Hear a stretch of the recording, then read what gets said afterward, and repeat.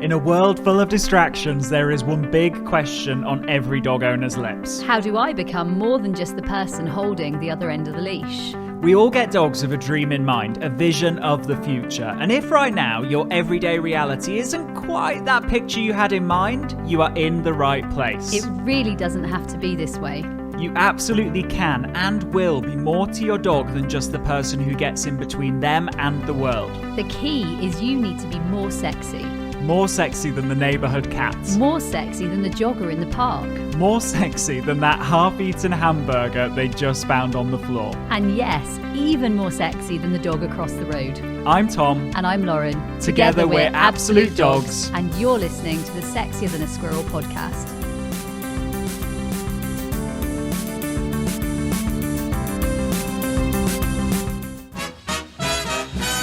Hello and welcome to the Sexier Than a Squirrel podcast, the podcast that gives you real life results, not just in your dog training, in your life as well. And today, I'm privileged, humbled, and very, very lucky to be joined by one of our super cool pro dog trainers. Kat is joining us all the way from sunny Scotland. Kat, welcome. How are you? Thank you for coming and joining me. It's a real privilege to be here. Yeah, thank you. Up in the beautiful Tweed Valley in sunny Scotland, and very sunny today as well, which is nice. Yes, get in. It's a win in sunny Scotland. So, Kat, I have invited you here, or our team actually, and I have invited you here. Really, you're going to be inspiring people all over the world, and I know you are because I've chatted to you already. I know exactly what you do. I know exactly what you've been up to, and I know your journey. But how did you first discover Absolute Dogs? So I used to be a dog specialist photographer. Well, I still am a little bit. And I, during COVID, got involved in a bit of training as well because I had to close my studio. So I ended up doing a little bit of, I ended up starting an online dog membership with another local dog trainer. And I did all the technical side of it, like the marketing and the filming, and I designed all the website and all that sort of stuff. And we made a real success of it. But then I gradually started to just sort of by accident learn more and more about dog training because I was marketing it and doing it every day. And then I got my own dog. And then I just sort of started to come around to the idea that the type of training that I was promoting wasn't really what I wanted to do, or wasn't really, it just didn't sit quite right with me. So I just went looking for different places to learn about dog training. And I went all over the place and came across Absolute Dogs, and here I am, really. Yeah. And I love that you started in one sort of training method and actually realised it didn't quite align with your sort of mission, your powerful why, the type of training that you want to do. It's a bit of a gut wrencher, but I was out with the puppy at the time. Elvis, he was probably, 5 or 6 months old or something like that. He was quite small.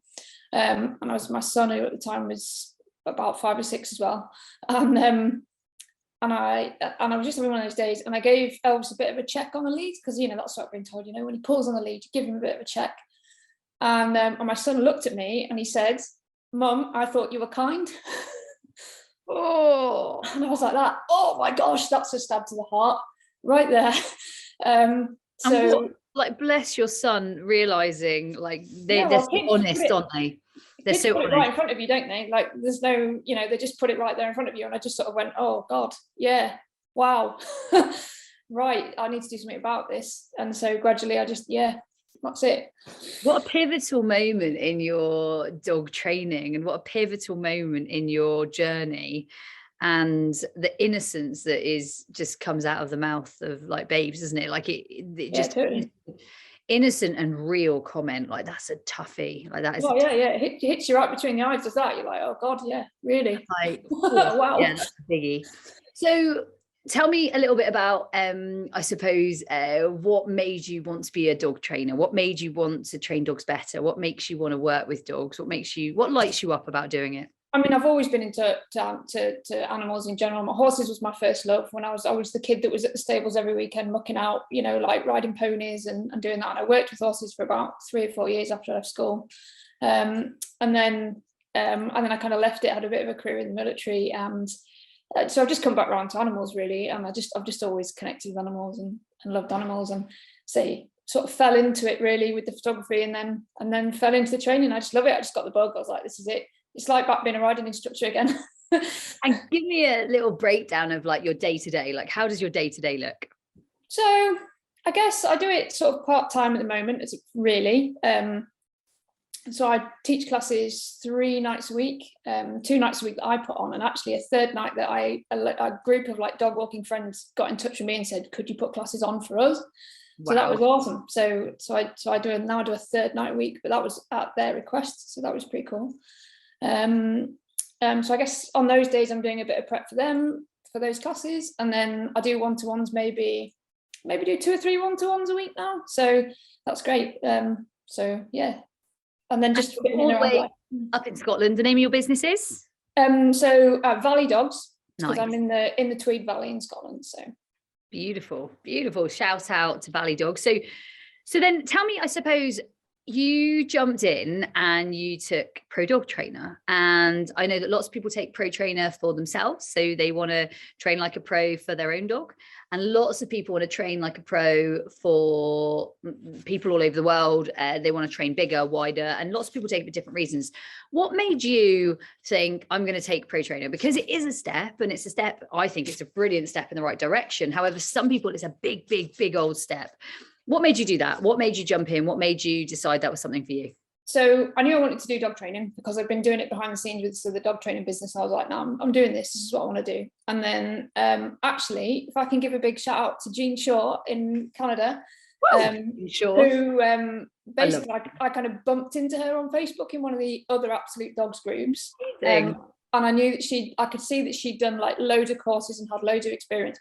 So I just kind of hassled her a little bit. I private messaged her and I said, I can see you've got tons of experience. I can see you've done all these other courses. I don't really know which one I want to do. And to be fair to Jean, she was like, just do the Absolute Dogs. She's like, if you like that style of training, which I did, I was really into the games. She's like, just do it.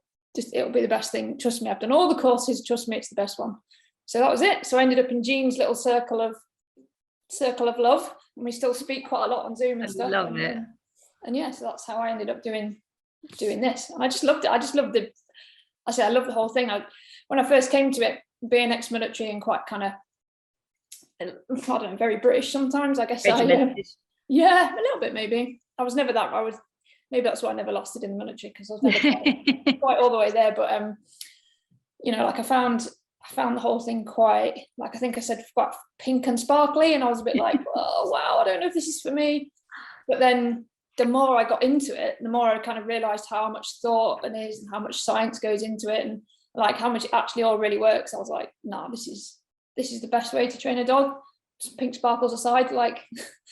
So yeah, with pink sparkles on top. Come on, Kat, like they are exciting. I haven't quite gone all the way to pink sparkles, but the enthusiasm and the attitude to it and everything is definitely like rubbed off on me completely. Are you telling me, Kat, that you don't own one pink thing? I don't think I do, actually. Oh, you wait. This is coming. Yeah. No, I love it. So the enthusiasm, the optimism, the energy. Yeah, absolutely. So that's worn off a bit. Yeah, no, totally. That's the reviews that I get, like from my clients who just say, how much they enjoy the positivity with it all, and the fact that they're not, I think one review I had from one client was like how much it's changed them as well. They're not stressy about the dog anymore. They don't worry if the dog's not perfect, and they've seen so much improvement in the dog and stuff. And you're just like, yeah, that's brilliant. That's what you want. It's not just about like a perfect obedient robot dog that does, that does all these amazing behaviors. It's about the relationship between them as well, and the fact that they're just having a really good time. And that's, you're winning, aren't you, if you can get that? I think you're winning at life if you can get that. You're absolutely winning at life. So what would you say tipped you over to do it? Because I think for so many people, we get hundreds of emails in this time. Like we'll get hundreds of people saying, I want to do it, or I'm struggling to justify it because of my family, or I'm struggling to justify it because of it's my hobby, or I'm struggling to justify it because I don't even know if I want to do it yet. Like so many people struggle on that last, I want to do this. What allowed you to do it? What allowed you to push through? Yeah, I don't know. I guess that comes a little bit just from me and my personality. I'm pretty I've always jumped into stuff with 2 feet, nice. and seen whether sink or swim. Thankfully, I've swum more than I've sunk. Good work. Good work. Staying alive. Yeah, I think it's the fact that you knew there's going to be, I mean, I knew I had a really great support network around the whole Absolute Dogs thing, because I'd heard it from these other trainers who I sort of thought, well, these guys are really experienced, they know what they're doing, they're saying it's the best thing to do. So, I think if you want to expand your knowledge, either for yourself or for your own dog, like whether you want it to be a trainer or not, there's loads in there. It doesn't, I mean, I've turned it into a job, and it's growing and it's getting bigger and bigger and bigger and becoming quite, doing all right. But you wouldn't have had to. I still would have been like really, I still would have gained a lot out of if I hadn't, especially because I've got a borderline naughty but nice terrier who, I've got a lot out of it for him as well. So when you said you're borderline naughty but nice terrier, so if you did it for your own dog, how would you feel right now? I would have felt that it'd been worth it, like for sure, because I think it gives you like this extra kind of depth of knowledge that I'm trying to think the best way to put it. Like, so, okay, when I first started teaching people, I was a little bit nervous because I sort of knew how to deal with my type of dog, and he's a really kind of typical terrier. He's really kind of, like full on and chasey and, and all that kind of stuff. And and the first few clients I got, I was like, oh, these dogs aren't the same. Like, I threw a bit of food for this dog and he just didn't move. And I was like, oh, wow, right, now what do I do? And I think if I hadn't done the pro dog trainer, I don't know if I'd have felt comfortable dealing with that sort of stuff. Nice. So even if you're doing it for your own dog, you get this appreciation of other dogs, and I think that just kind of adds to your knowledge. Yeah, it does. It does give you a whole new experience, doesn't it? When you're working with those different styles, it's definitely a whole new way. So, I was going to ask you if there's anyone who in particular was an inspiration for you, and whether you want to shout out to someone. Now, you've obviously already shouted out to Jean Shaw, which is amazing. You preempted me because I've got my question in front of me. Is there anyone else you'd like to shout out to? Yeah, I mean, I've worked obviously with the amazing Michelle. She's helped me a lot on Zoom, and I've come down to Devon Dogs as well and done a couple of courses with Michelle. And obviously, with Jasper, he's, I've got a little terrier, and I guess partly on the videos as well, saw that and went, well, there it is. There's my dog, really. He's very similar. And, look at the success they're having. So it is true, isn't it? It's when you kind of go out there and you go, I'm not alone. Someone else is going through this too. And actually, I'm not completely unique in this experience. So when my dog's being really naughty, it's almost comforting to know someone else has been through it as well. Yeah, I think so. And it's that the whole kind of ethos at Absolute Dogs that isn't there in a lot of places. Like, and it was probably in the company that I was in before, that was I was, half of.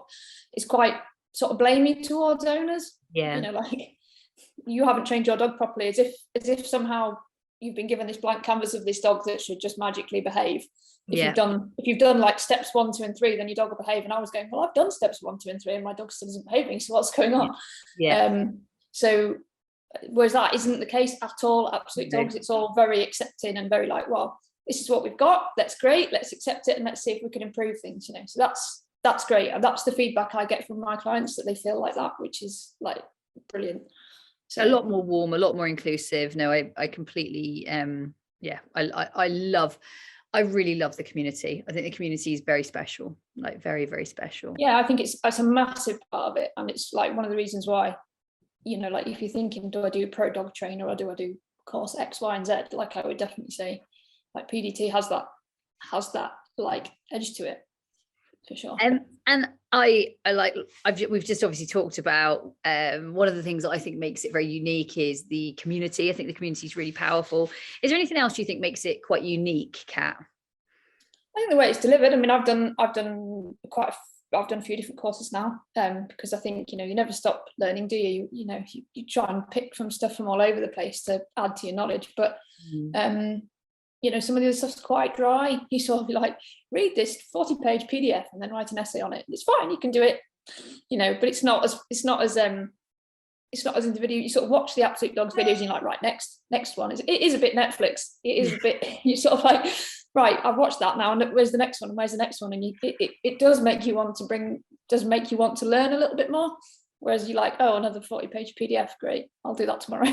I met someone today, actually. I was at a dog show today, and surprise, surprise, it's a Sunday. And I met someone, a really sweet customer, client, and Absolute Dogs, definitely a fan. She was really, really excitable and happy to say hello. And she was definitely more pink than I was, Kat. So I was wearing this today. I was very black today. I was like, look like I'm a bouncer today.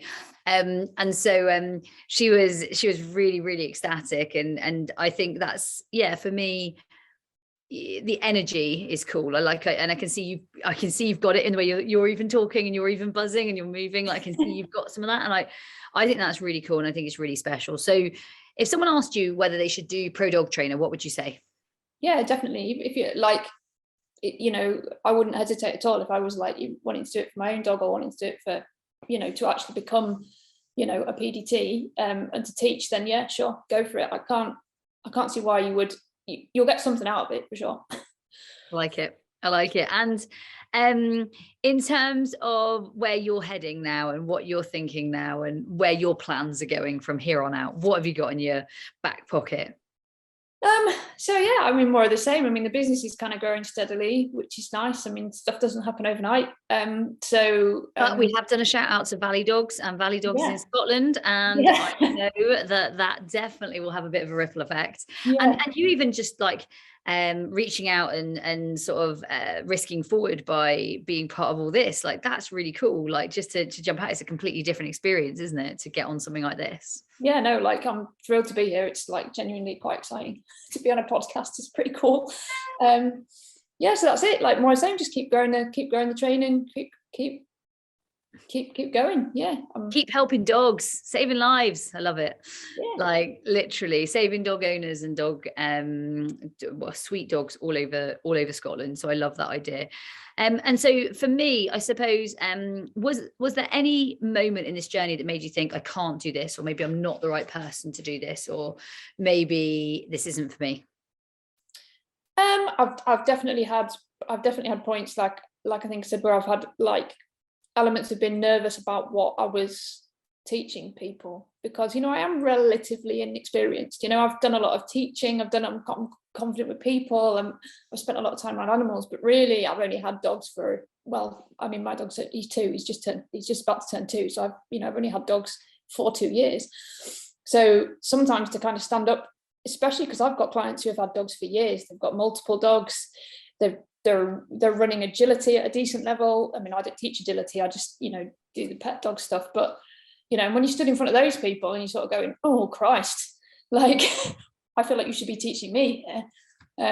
But I've really just stuck to the program. I've really just gone, right, well, stick to the concepts, stick to the games, put it out there, do what you've learned, and it's worked. I love that you've got a program that supports that, because the program doesn't it? It supports all of what you're saying. So yeah, no, I mean, you really can, you literally can have a client in front of you. I mean, I do it every day now and go, right, this dog needs to work on these 3 concepts, go into training academy, find some games on it, put a training plan together and give it to them, and it works. Like, yes, I'm doing it. It works.